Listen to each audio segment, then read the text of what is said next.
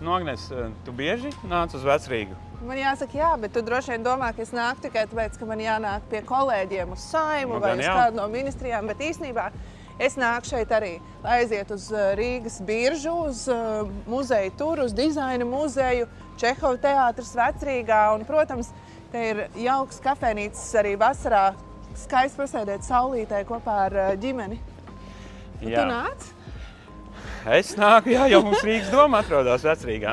Kultūras ministrija no Eiropas Reģionālā attīstības fonda līdzekļiem ir piesaistījusi gandrīz 37 miljonus eiro kultūra vēsturisku vietu atjaunošanai Rīgas vēsturiskajā centrā. Arī šeit, Arsenālā, jau ir sākušies rekonstrukcijas darbi, un 2027. gadā te atgriezīsies 20. gadsimta otrās puses un mūsdienu mākslas kolekcijas.